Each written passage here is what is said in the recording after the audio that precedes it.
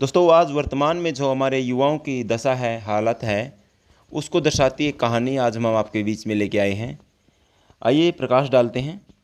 एक यात्री दूर देश में व्यापार करने के लिए जाता है। मार्ग में निर्जन और बीहड़ जंगल आता है।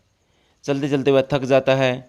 विश्राम करने के लिए वह वृक्ष की छाया में सो जाता है। कुछ समय बाद भूख और प्यास से व्याकुल होकर उठता है। अपनी गठरी देखता है तो भोजन और वस्त्र नहीं मिलते जो साथ में लेके आया था। लंगूर और बंदरों ने भोजन उठाकर खा लिया, वस्त्र खाली पड़ा है।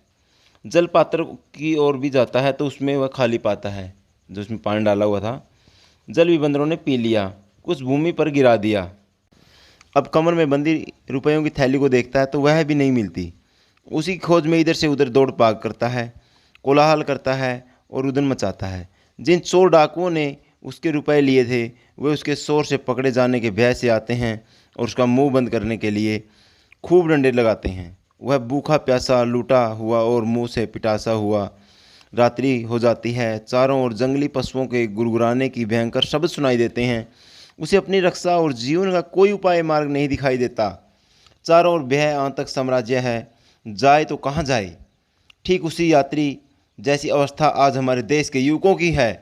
कुसंग में फंसकर नष्ट और भ्रष्ट हो रहे हैं। वीर्य का कुछ भी मूल्य नहीं समझते। आँख खुलती है तब रोते और पछताते हैं। एक मनुष्य के हाथ में एक शीशी जिसमें 400 रुपये की बहुमूत्र इत्र है, उसे पूछते हैं कि आप इसका क्या करोगे। वह उत्तर देता है, गंदी नाली में डालूंगा।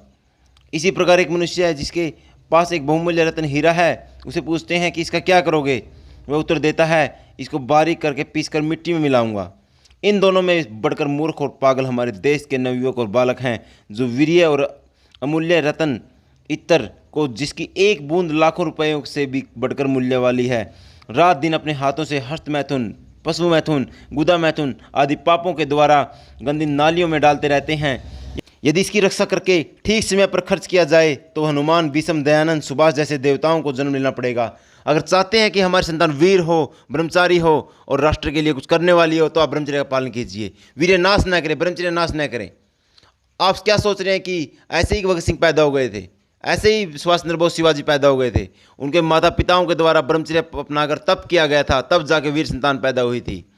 शायद आपको पता ना हो, श्री कृष्ण जी की 36 साल की आयु में विवाह कर दिया गया था, लेकिन उन्हें 48 साल तक पूर्ण ब्रह्मचारी रहे और फिर संतान की प्राप्ति की और एक पुत्र प्राप्त हुआ था, इसका नाम था प्रद्युम्न। और विश्व में अलग ही था, इतना वीर, इतना पराक्रमी ऐसा कोई राजा पहले हुआ ही नहीं था। तो अगर आप चाहते हैं कि आपकी संतान अच्छी हो तो आप ब्रह्मचर्य का पालन कीजिए। जय हिंद, जय भारत।